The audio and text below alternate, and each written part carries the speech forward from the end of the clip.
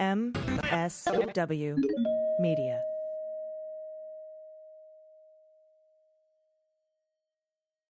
Thanks to Athletic Greens for supporting the Daily Beans. Athletic Greens is going to give you a free 1-year supply of immune-supporting vitamin D and 5 free travel packs with your first purchase. Just go to athleticgreens.com/dailybeans to take ownership over your health and pick up the ultimate daily nutritional insurance. News with swearing. Daily Beans, Daily Beans. Daily Beans, Daily Beans. Hello and welcome to the Daily Beans for Wednesday, July 6, 2022. Today, Lindsey Graham and Rudy Giuliani, among others, are hit with subpoenas in the Fulton County District Attorney's investigation in Georgia. Joel Greenberg files a motion to file his sentencing motion under seal so that it doesn't interfere with ongoing investigations. We have more information about the shooting in Highland Park, including the announcement of charges and the call for an assault weapons ban. The committee confirms its next hearing date and time, and the Department of Justice has sued Arizona over new election laws in that state. I'm Allison Gill. And I'm Dana Goldberg. Whew, Dana, the news hose was pinched over the weekend, and now it's been let go. I mean, flooded. And we are flooded. It reminds me of that Mitch Hedberg joke, how he likes to hold the microphone cable and then let go of it, and a bunch of jokes come out at once. It's a good bit. I love his bits. I miss that man so much. So the hearing date has been confirmed. Yes. As we thought. It's July 12th, Tuesday at 10 a.m. Eastern, which means I have to get up at 0:30 to fucking live tweet that shit. And I will be live tweeting it on the Twitters at Mueller, she wrote. And we got some news. Sarah Matthews, former deputy press secretary for Trump, who tweeted in support of Cassidy Hutchinson's testimony. She also resigned on January 6th, saying, this is bullshit. I can't do this. She's received a subpoena from the committee and has agreed to testify publicly in one of next week's upcoming hearings. That's lovely. And I've been wondering, the committee announced, well, yep, we're having a hearing on the 12th of July at 10 a.m., but they didn't say who was going to testify or what it was about. Although Adam Schiff told us last week that it's going to be about the Proud Boys and Raskin is going to lead it. And we're supposed to find out about this nexus, this connection between the White House and the war room and, the violent attack on the Capitol. But I'm wondering if they aren't shoving another hearing in the mix, because usually they put out who they're going to interview, who they're going to depose publicly and what the subject is going to be. But they didn't do that this time. So I've been frantically Twittering my friends and messaging and texting my friends being like, what do you know? What do you know? And they're like, lips are sealed. So I don't know. We'll see what happens. It could be the Proud Boys hearing on the 12th, or could be something additional. Maybe some of these other people who have come forward in the Me Too movement to talk about, their experiences in the Trump White House in the days leading up to January 6th, just, who are inspired by Cassidy Hutchinson coming forward. And, her testimony wasn't only powerful because it provided information, but because it pushed others to come forward. So I'm looking forward to see what this Sarah Matthews has to say. Absolutely. Mm-hmm. I mean, it's all so firsthand. I mean, for someone to be like, this is enough on January 6th and to quit and be like, fuck this.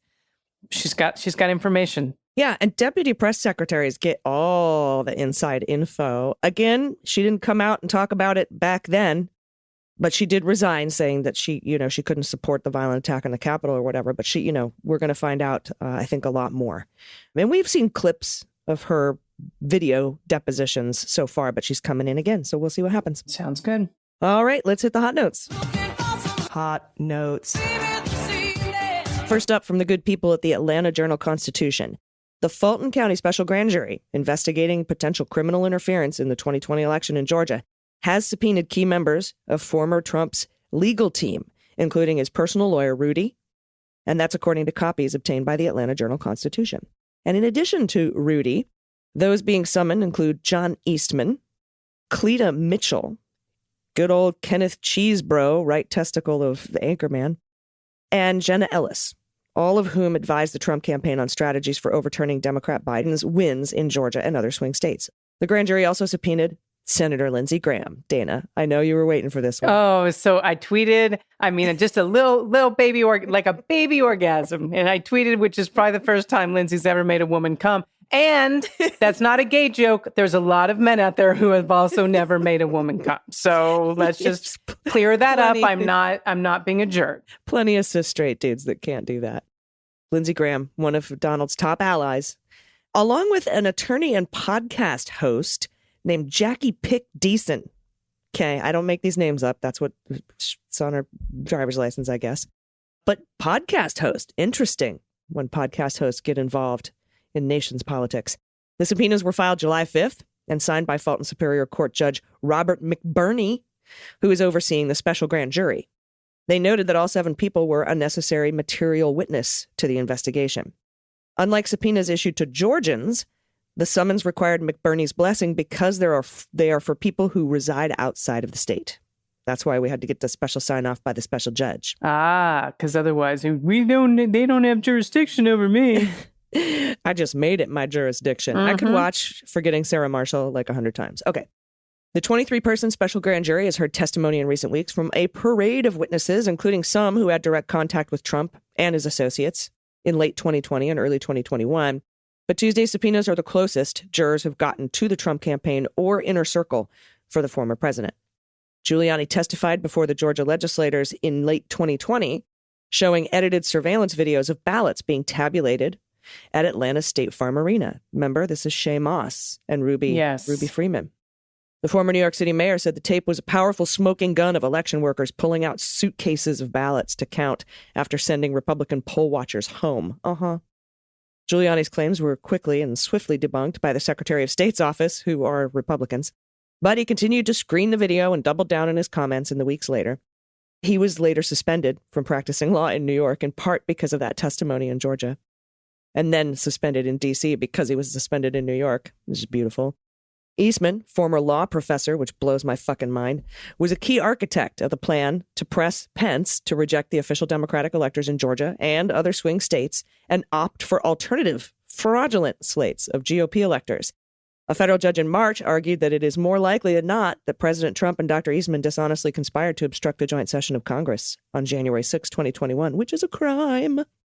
Eastman testified at the same Georgia hearing as Giuliani, during which he argued that there was more than enough evidence of fraud and improper conduct to warrant Georgia lawmakers picking an alternative slate of presidential electors.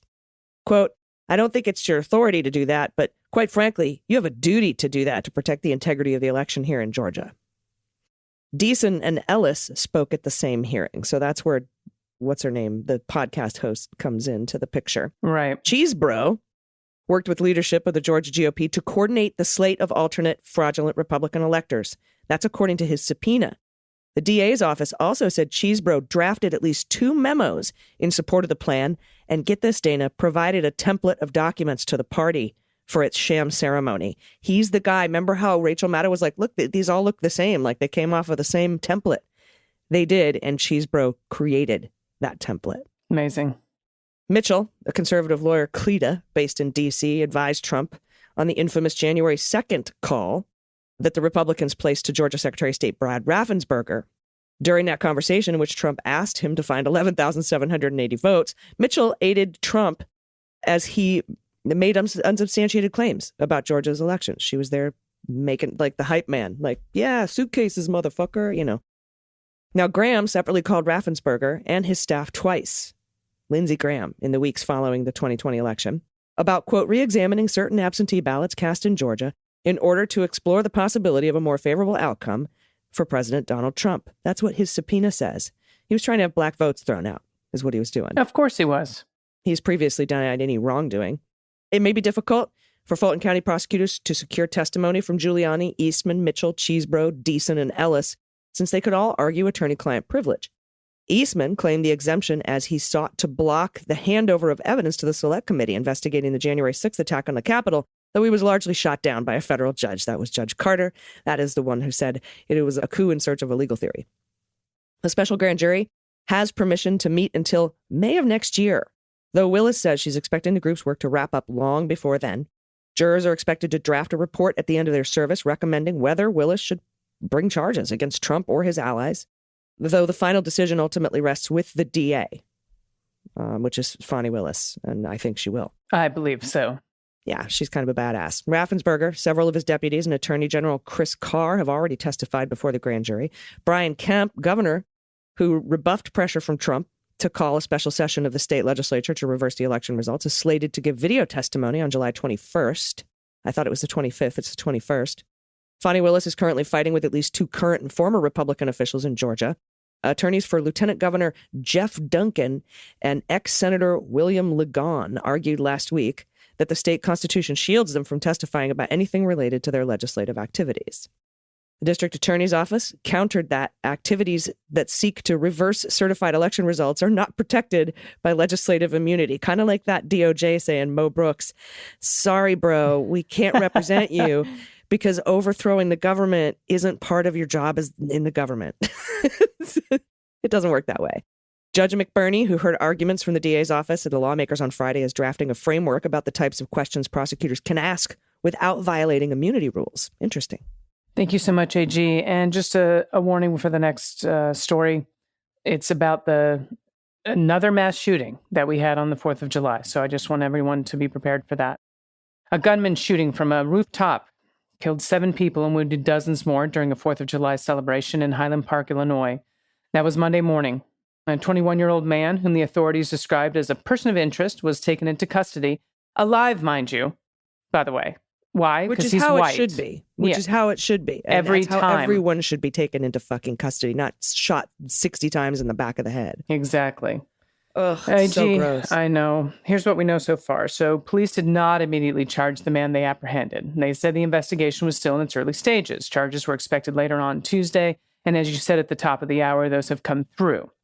Now, hundreds of police officers had fanned out across the region around Highland Park to search for him, who they warned was armed and dangerous. At 6:30 p.m., officers in North Chicago, they spotted and attempted to pull over a Honda Fit being driven by the person of interest, who we will not name in the story. He briefly led the police on a chase before he was taken into custody in Lake Forest. Obviously, we know now that that was the person that they've now charged. Now, Lake County Coroner Jennifer Bennick released names on Tuesday of 6 of the 7 people who had died. Catherine Goldstein, she was 64, from Highland Park. Rena McCarthy, 35, Highland Park. Kevin McCarthy, 37, Highland Park. Jacqueline Sondheim, 63, Highland Park. Stephen Strauss, 88, Highland Park. Nicholas Toledo Zaragoza, 78, from Morales, Mexico. The coroner said the 7th victim died at a hospital outside Lake County. Now, authorities said they recovered a high-powered rifle at the scene of the shooting, which appeared to match witnesses' descriptions of the events. When the suspect was apprehended, another rifle was found in his car. Now, Deputy Chief Christopher Covelli of the Lake County Sheriff's Office said the rifle used in the shooting appeared to have been purchased legally. Of course, it was purchased legally by the shooter in the Chicago area, and that the shooter had legally purchased a total of 5 guns, 5 of them, including both rifles. Now, Chief Covelli said the shooter planned the shooting for several weeks, but that the authorities had not yet established what his motive was. This is a quote, "We have no information to suggest at this point it was radically motivated by religion or any other protected status." And that's from the chief, adding to that there was no indication that anyone else was involved in the shooting, meaning as the perpetrator. The authorities said the gunman wore women's clothing to disguise his identity. He climbed up a fire escape ladder to gain access to the roof where he staged his attack. And then after the shooting, he climbed back down and left the scene on foot, blending in with fleeing parade goers. Now, there were also shootings with 4 or more people, everyone in Boston, Sacramento, Kansas City, and Richmond, Virginia. This is one fucking day. And a mass shooting constitutes 4 or more people being injured. That's by definition, I believe, what it is. So that's what we've got 5 in that day. And hours after the attack on the parade in Illinois, eruptions of gunfire killed or wounded multiple people in Kenosha, Wisconsin, Gary, Indiana, both within 60 miles of Highland Park. It was a bloody Independence Day in this fucking country. I spoke to a friend of mine this morning who's from the area. She knew someone that had been killed and several people that had been shot. They were mothers of her summer camp friends. This woman's in her 50s. This is a very close-knit community, a very highly Jewish community, as you know and can hear from the names of the deceased, that has been under attack that community, the Jewish community, has been under attack for months now. There's been all kinds of things happening in that community. And my heart is with those people that were affected and the families who lost people, the families that are still fighting for those in the hospital. So we are all thinking of you at the Beans. Thanks, Dana. I know that's a tough story, and reading the names. Those are the names. Yeah, those are the names that we need to remember. We remember. And Dana, breaking just now, the Lake County State Attorney Eric Reinhart has announced there are 7 counts of first-degree murder, and this shooter is facing life in prison without the possibility of parole for each count. And he says that these are only the first charges. Dozens more will follow. I imagine the Department of Justice is making sure that these weren't hate crimes motivated politically, or that any kind of aggravating hate crime or terrorism charges should be added. They will let us know as soon as they find out the motive here.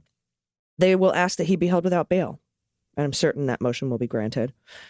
He said, quote, "This was supposed to be a celebration of freedom, but the 7 victims lost all their freedoms that day." And he said, "We must do more." He talked about Illinois' red flag laws, but he says we must vastly increase the education and awareness of these laws in our state. But separate from these red flag laws, he said, we must ban assault weapons in Illinois and beyond. And I agree. I do too. Okay, we're going to move down to Florida. In a new filing in the Greenberg case. Remember Joel Greenberg? Of course I do. Been investigated, his sentence has been put off for over a year. This filing indicates that the investigation into Matt Gaetz could still be ongoing. Dana, we've been wondering what the hell's going on with it. It's been quiet. But the filing says the defendant, Joel Michael Greenberg, moves this honorable court to allow him to file his unopposed motion to set the date of his sentencing hearing under seal. The government does not oppose this request. Pursuant to his plea agreement with the government and to mitigate the significant penalties he faces, Greenberg has been cooperating with federal prosecutors in active investigations currently being conducted by the United States Attorney's Office in the Middle District of Florida and the Department of Justice in Washington, D.C., as well as in other jurisdictions, Dana. The unopposed motion to set the date of the sentencing hearing provides confidential information concerning these investigations, as well as information regarding the nature and extent of Greenberg's ongoing cooperation. As previously noted, Greenberg's forthcoming motion to set a sentencing date contains sensitive information pertaining to confidential and protected information concerning ongoing investigations and prosecutions. If this court sets a hearing on the motion, the proceeding will convey specific information to the court concerning Greenberg's cooperation against multiple individuals. And they conclude by saying, wherefore, the defendant, Joel Michael Greenberg, moves this honorable court for permission to file his unopposed motion to set the date of his sentencing hearing under seal. And if the court sets a hearing on the motion, Mr. Greenberg requests the hearing also be conducted under seal. So we don't know if that includes Matt Gaetz, but he's still cooperating in several jurisdictions against multiple individuals. Which is wonderful. This late in the game. I mean, it's a huge investigation, whatever's happening down there. Yeah. And I have to say, I mean, there's a lot of guys out there that would not. They would just take their time and go to prison because they know that they would get in more trouble if they actually rolled on somebody. And this guy's been talking for a long time. So I'm not giving him any more props than he deserves. I'm just saying that there is an option for him to keep his mouth shut, and he's not, which is good. Last story, the Department of Justice is suing the state of Arizona, seeking to block a law that would force residents to provide proof of citizenship in order to vote in federal elections. Because I don't know about you, AG, but I just carry my Social Security card around with me, don't you? Oh, yeah, I've got all my papers. Oh, I just fucking can't. The DOJ argues the requirement, part of HB 2492, slated to take effect in January, is, quote, a textbook violation of the National Voter Registration Act. And if you hear me refer to the NVRA again, that's what that is. The suit argues the requirement to provide proof of citizenship would violate not just the 1993 law addressing voter registration, but also the Civil Rights Act of 1964. And to quote, for nearly 3 decades, the National Voter Registration Act has helped to move states in the right direction by eliminating unnecessary requirements that have historically made it harder for eligible voters to access the registration rolls. And I'm putting this in there, people of color. Okay? Period. Went on to say, Arizona has passed a law that turns the clock back on progress by imposing unlawful and unnecessary requirements that would block eligible voters from the registration rolls for certain federal elections. And that's from Kristen Clark. And she's the Assistant Attorney General for the Civil Rights Division. That's what she said in her statement. And the Arizona law could remove tens of thousands of people from voting rolls. Eligible voters, by the way. Yes. Yep. The state already had a bifurcated system. After a 2004 ballot measure allowed Arizona officials to ask for proof of citizenship for anyone registering to vote after 2005. But the new law would eliminate a provision that grandfathers in those who may have registered to vote decades before that, blocking them from voting in the federal elections. Just a side note, and I hope that at some point we can get rid of the term grandfathering in, because for those of you that know and read up on this, it's also based in a racist system. So hopefully we can find a better word, okay? Because people were grandfathered in. White voters were grandfathered in. If their grandparents' grandfather could read, even if they were illiterate, they were grandfathered in to vote, and that did not happen to people of color. So hopefully, side note, we can find a new word there. Yeah, I think it's interesting they use that term in this story. Yep. Now, the DOJ argues the new law also runs afoul of a 2013 Supreme Court ruling stemming from another Arizona suit, noting that the state can't impose the proof of citizenship requirement on those who register to vote using the federal form. Another quote from here, Arizona's a repeat offender when it comes to attempts to make it harder for people to register to vote. And that's again from Clark. She said that with a call with reporters. Went on to say, Arizona's own nonpartisan legislative council warns legislators that the NVRA preempts HB 2492's documentary proof of citizenship requirements for the applicants completing the federal form who seek to vote in federal elections. Nonetheless, the legislature ignored these warnings and enacted HB 2492 anyway. So she is pretty pissed about this. I don't know if Sinema's tweeting about it. I haven't checked her Twitter lately, but I seriously fucking doubt it. But yeah, and they warned, the DOJ warned Arizona, if you go forward with this, we're going to fucking sue your dumbasses. Yep. And so here is the lawsuit from that do-nothing Merrick Garland. But I do appreciate Kristen Clark. I appreciate her leadership over at the Civil Rights Division. She's been doing an excellent job. All right, everybody, we will be right back with the good news desperately, soulfully needed today. If you have any good news, you can send it to us at dailybeanspod.com and can click on contact. And we'll be right back with that. Stay with us. After these messages, we'll be right back. Hey, everybody, it's AG. As you know, I used to have a lot of trouble sleeping, but then Helix Sleep came to my rescue with an amazing mattress that fixed all of my sleep problems. Helix Sleep has a quiz online that takes just 2 minutes to complete, and it matches your body type and sleep preferences to the perfect mattress for you. Why would you buy a mattress made for somebody else? With Helix, you're getting a mattress you know will be perfect for the way you sleep. Everyone's unique, and Helix knows that, so they have several different mattresses to choose from. They have soft, medium, firm mattresses good for cooling you down if you sleep hot, spinal alignment mattresses to keep you from getting sore in the morning, and even a Helix Plus mattress for plus-size sleepers. When I took the Helix quiz online, I was matched with the Helix Midnight because I prefer a medium firm bed, and I sleep on my side, so it's perfect for me. So go to helixsleep.com/dailybeans, take their 2-minute sleep quiz, order your customized mattress, and start having the best sleep of your life. There's free shipping, a 10-year warranty. They'll pick it up for you if you don't love it.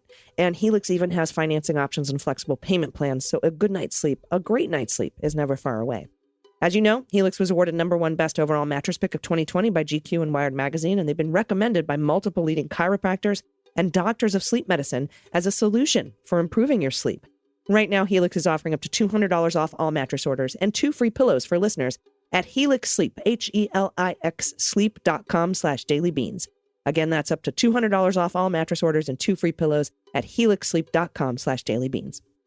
And another great habit I picked up recently that was so easy to put into my schedule and subsume into my life, which is very hectic and very busy. I recently started taking Athletic Greens, AG1, every day because I wanted a supplement that tastes great while it gives me more energy, and it replaces the 25 bottles of supplements and adaptogens and probiotics and vitamins that I was taking every day. It was the probiotics. It was just hard to keep up with all that stuff, and it was really expensive.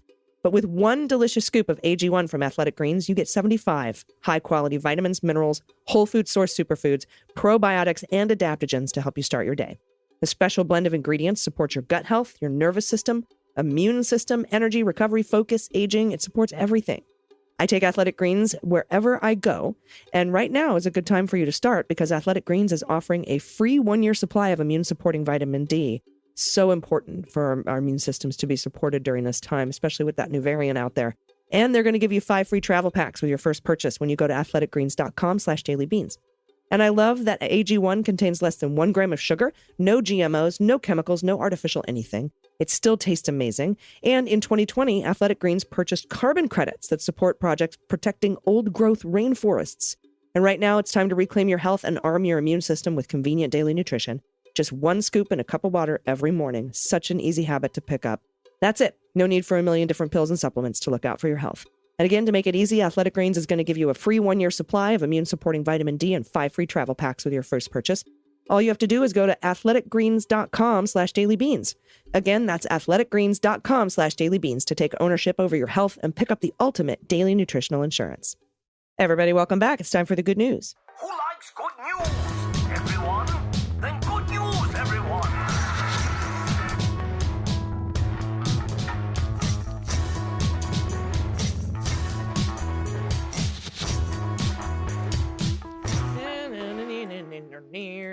Good news, good news. And again, if you have any good news, corrections, confessions, anything you want to send us, pod pet pics, Halloween pics, Santa Claus pics, Easter Bunny photos, Whoopi stories, what you're working on. If you have a small business, you want us to give you a shout out, or there's a small business in your community that needs a shout out, let us know. Send us adoptable pets in your area too. We accept those. You can do all of it by going to dailybeanspod.com and clicking on contact. And first up, from Grand Dude, no pronouns given. I live in a very blue area, thank God. On Saturday, a quote-unquote volunteer knocked on my door with a handful of literature on the extreme right Republican candidates that he had volunteered to canvass for in our upcoming primary. A couple said Trump endorsed. I suggest that he was working a pretty tough neighborhood for this agenda, and he said that the Pride Parade last week was pretty hostile. He then told me that they will be walking in our local 4th of July parade. We had good seats on the curb, and my grandson had his Trump lost sign ready for when their group passed. Some laughed, some looked pissed. We enjoyed all of their reactions.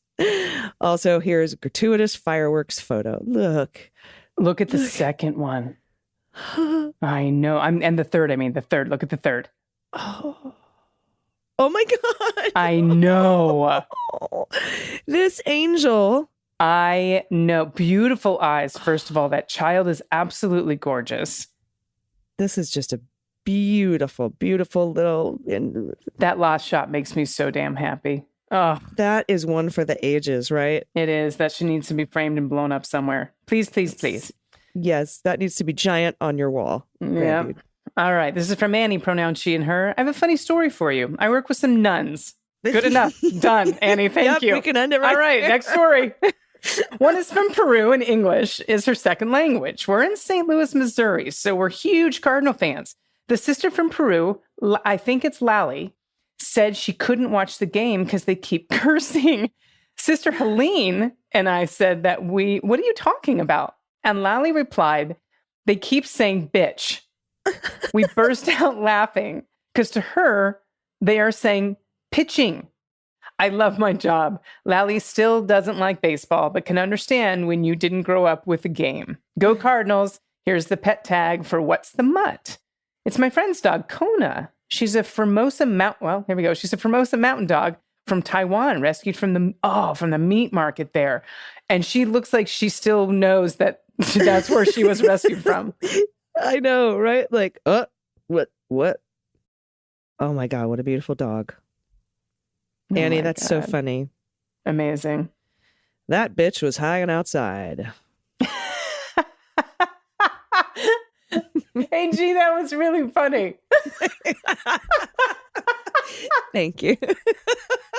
I know the listeners like when we crack each other up, but that was just one of those things that I kept saying it over in my head after it came out of your mouth, and it just got funnier every time.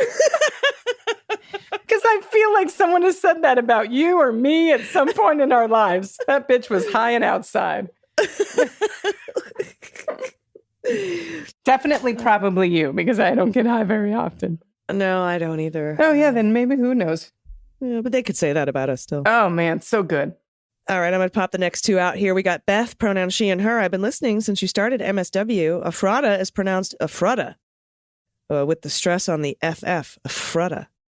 Okay, just listen to the Jason Kander interview for the second time, and I loved it. I love Jason Kander too, Beth. I absolutely love that man. He is so awesome, and he's just one of the wonderful people in this world that I'm so happy to know. And from Dory, pronoun she and her. Here's some great news, though it feels a little self-centered with all the awful things going on in the country and the world these days. That's okay, Dory. We got to do it. Hubby and I were recently diagnosed with high cholesterol, thank you, genetics. We opted to try to lower the numbers with a change in diet, and if that didn't work, we would have to go on the meds. We made some changes, major changes, without completely depriving ourselves, and we managed to do it. No medications necessary, and as a bonus, we lost a little weight and feel much better.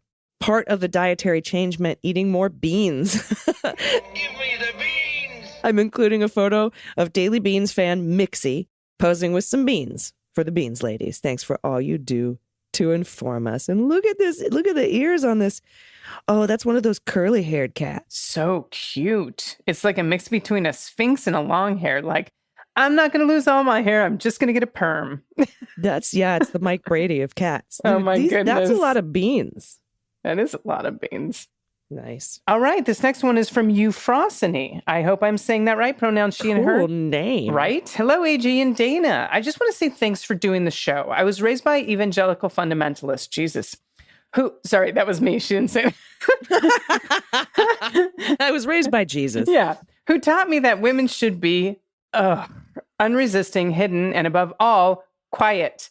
Neither of you are quiet, and I love that. I mean, that is very true. I've been working to use my voice more because my voice matters, and having women like you as role models has been very helpful in my journey. Thank you again, and keeping awesome. Good vibes from the scorching middle.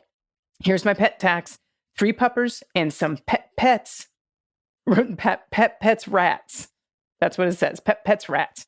They're in the middle of the food heist. The red dog is 12, the black dog is 4, and the yellow one is 1. And oh my God, there's just a pile of dogs. It's adorable. And these rats are so cute. Oh my gosh, they love books too. I mean, the tails, I'm not going to lie, they freak me out a little, but I just focus on their cute little faces. And I know they're very smart and sweet. I'm talking about the rats, not the dogs, but dog tails don't freak me out at all. And they're like World War Z. I like these books here on this book. Right. This is nice. Thank you very much for that. Next up from Anonymous, pronouns they and them. Hello, Leguminati. Good news. I have a passport application in the pipeline with an X gender marker. After discussing things with a friend and with his help, I completed the paperwork and submitted it. We're both concerned about the possibility of having to go expat to avoid a full-on right-wing takeover. Yeah, me and you both. It reminds me of similar discussions I had with LGBTQ work colleagues 20-odd years ago, weighing the relative merits of various countries.